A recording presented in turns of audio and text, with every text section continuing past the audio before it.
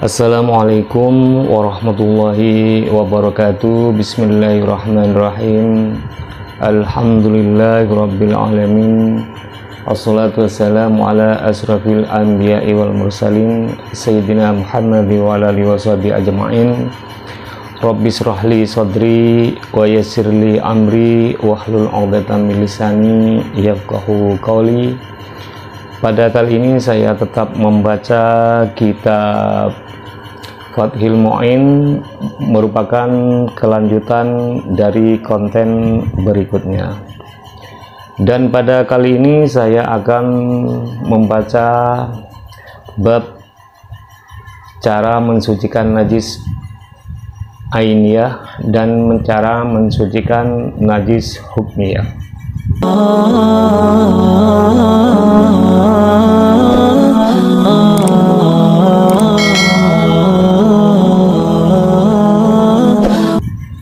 Bismillahirrahmanirrahim. Waqala, dan berkata siapa itu Syekhuna Imam Ibnu Hajar Aidon juga, launaza, jika bersetubuh, mensetubuhi kalbun, apa itu anjing, au khinzirun, atau itu babi, ala adamiyatin, terhadap bangsa Adam perempuan, fawaladat, maka melahirkan siapa itu adamiyah, adamian, kepada anak yang bangsa Adam. Jika saja ada anjing atau babi mensetubuhi manusia perempuan maksudnya, dan kemudian manusia perempuan itu melahirkan seorang anak biasa, bagaimana hukumnya? Karena maka ada al-waladuh, apa itu anak, najasan, ini najis. Jadi anak yang didapat dari hasil anjing atau babi, itu anak tersebut hukumnya najis. Wa ma'adzalika, dan beserta itu yang disebut, huwa utawi itu al-walad, mukallafun, ini dipaksa, bisolatih, dengan solat, wa ghairiha, dan selain solat. Maka setelah dia balik, walaupun dia anak hasil dari anjing atau dari babi, maka ia setelah balik dia wajib puasa, wajib sholat, dan wajib lain-lain.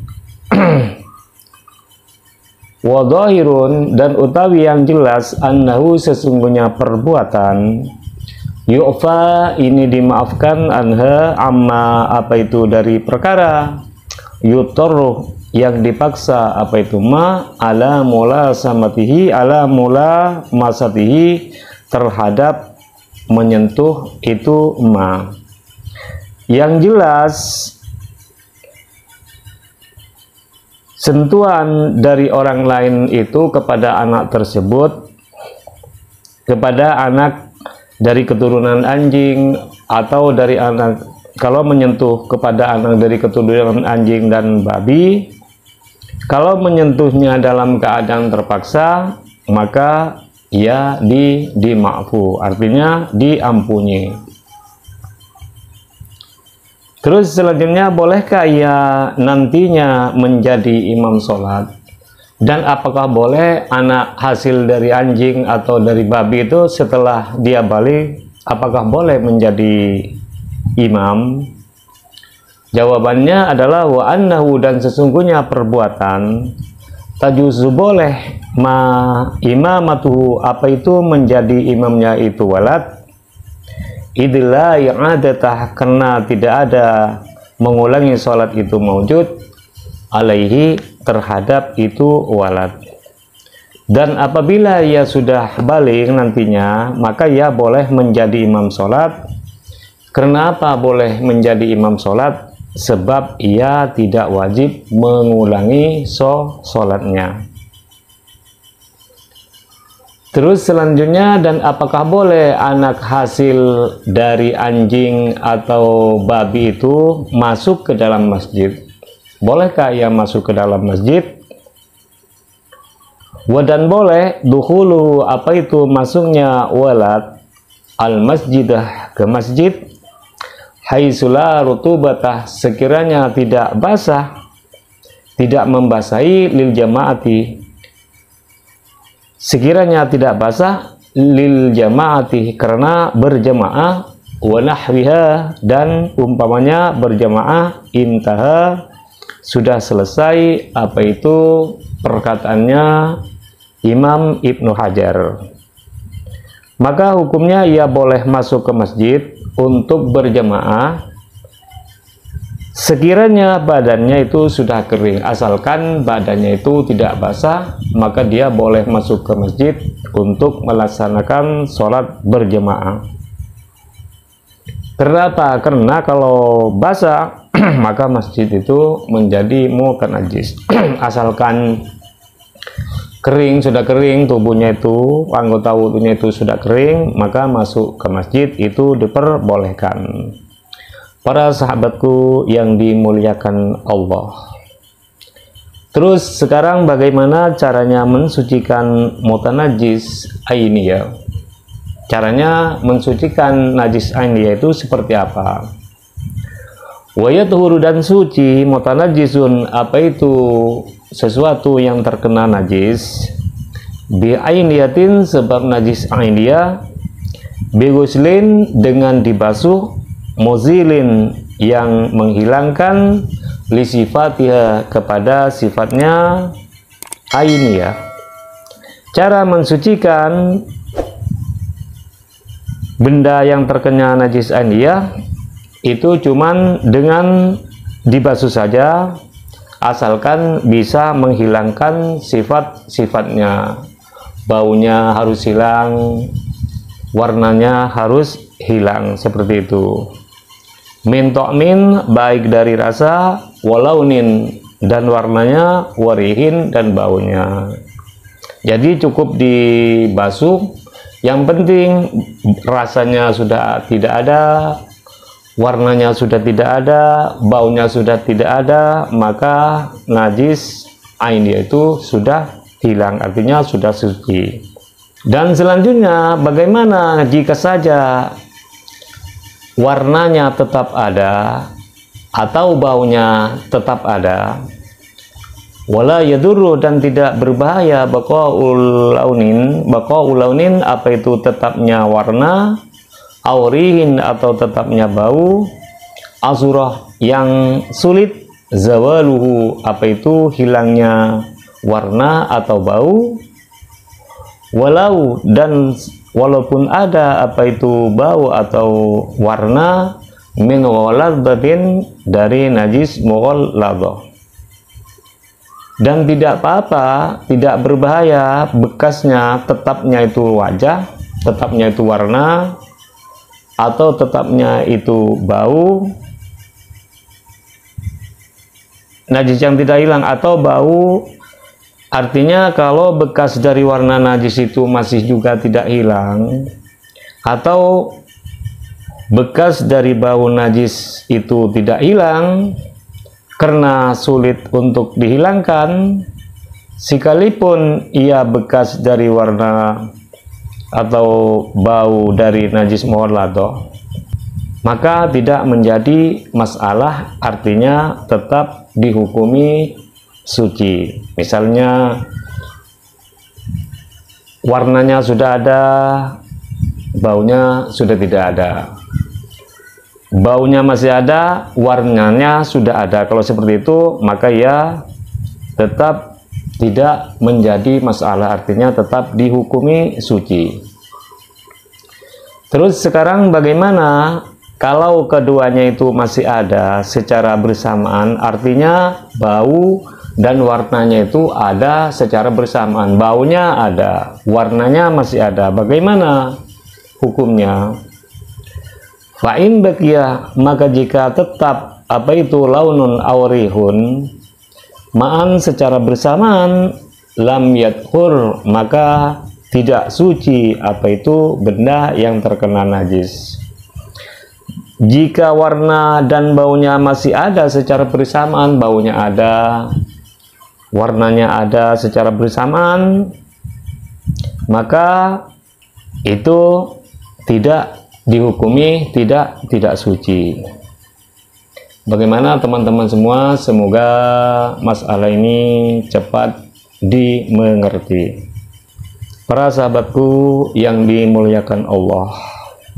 Terus bagaimana hukumnya mensucikan najis hukmiyah? Cara mensucikan najis hukmiyah itu bagaimana? Wa mutanajjisun, dan mutanajjis dan benda yang terkena najis bi hukmiyatin sebab najis hukmiyah. Seperti apa contohnya? Kabaulin, seperti kencing, jafin, jafah yang kering, apa itu baul, lam yudrok yang tidak ditemukan lahu untuk baul sifatun, apa itu sifat. Sekarang bagaimana cara mensucikan najis hukmiyah? Artinya barang yang terkena najis hukmiyah seperti air kencing yang telah kering, yang sifatnya sudah hilang, bagaimana cara mensucikannya? Cara mensucikannya bijaril ma'i, dengan mengalirkan air alaihi, terhadap mutanajis, marrotan, sekali saja. Maka cara mensucinya cukup dengan mengalirkan air satu kali saja, itu sudah bersih. Terus sekarang bagaimana kalau yang terkena najis itu adalah biji-bijian atau daging? Bagaimana cara mensucinya? Misalkan yang terkena najis itu adalah biji-bijian atau daging ayam atau daging kambing atau dagingnya sapi. Bagaimana cara mensucikannya? Jawabannya adalah wa ingkanah, dan jika ada apa itu mutanajis habban, yaitu biji-bijian, au lahman, atau daging, tubikho, yang dimasak, apa itu habun atau daging, binajasin, dengan benda najis. Jika barang tersebut berupa biji-bijian atau daging-daging yang terkena najis, seperti biji-bijian atau daging dimasak dengan benda najis, bagaimana cara mensucikannya? Au sauban, atau pakaian, subigoh, yang diwarnai, apa itu saubun, binajasin, dengan najis, atau pakaian yang diwarnai dengan benda najis. Misalnya pakaian itu diwarnai dengan benda najis, bagaimana cara mensucikannya? Cara mensucikannya adalah fayaturuh, maka suci, batinwa, apa itu dalamnya, hubun atau lahmun atau sobun, bisub bilma'i, dengan dituangkan air, ala dhariha, terhadap luarnya hubun atau daging atau pakaian. Jadi cara mensucinya, kalau benda itu terkena najis, misalnya daging tadi atau biji-bijian tadi atau pakaian tadi dicuci dengan barang najis atau dimasak dengan barang najis, maka cara mensucikannya ini cukup disucikan luarnya saja. Kalau luarnya sudah disucikan, maka otomatis dalamnya itu sudah ikut suci, seperti itu. Contoh kasaifin, seperti pedang, sukiyah, yang ditempa, apa itu pedang, wawa, dan utawa itu syaif, muhma, ini yang dibakar, binajasin, dengan benda najis. Seperti halnya pedang yang ditempa, yang dilebur dengan benda najis maksudnya, atau yang dibakar dengan benda najis, maka cara mensucinya cukup disiram bagian luarnya saja. Jadi walaupun pedang itu dilebur dengan benda najis, dibakar dengan benda najis, maka cara mensucinya yaitu cuman hanya siram di luarnya saja, maka semuanya itu ikut suci, seperti itu. Terus sekarang syarat mensucikan tempat yang terkena najis, bagaimana caranya? Bagaimana caranya kalau mensucikan tempat yang terkena najis? Wa yustarutuh, dan disyaratkan fi tuhril mahalli, di dalam mensucikan satu tempat, wurudul ma'i, apa itu mendatangkan air, al-qalili, yang sedikit, alal mahalli, terhadap tempat, al-mutanajjizi, yang terkena najis. Disyaratkan agar tempat yang terkena najis tersebut menjadi suci, maka ambilkan air sedikit saja, lalu disiramkan ke tempat najis tersebut, maka itu sudah menjadi suci. Para sahabatku yang dimuliakan Allah, itu saja dari saya tentang tata cara mensucikan najis hukmiyah dan tata cara mensucikan najis ainiyah. Dan apabila konten ini sangat bermanfaat, silahkan di like, comment, share, and subscribe, dan dibagikan kepada teman-teman yang lain. Semoga dapat manfaatnya juga. Dan apabila ada makna-makna atau pemahaman yang kurang pas, saya pribadi mohon maaf yang sebesar-besarnya. Doa terbaik dari saya, semoga teman-teman semua sehat selalu, panjang umur, dan dilimpah ruahkan milik rezekinya, dan selamat berbahagia bersama keluarga. Dan tunggu saja episode berikutnya. Wabillahi wa taufiq wal hidayah wal ridha wal inayah. Assalamualaikum warahmatullahi wabarakatuh.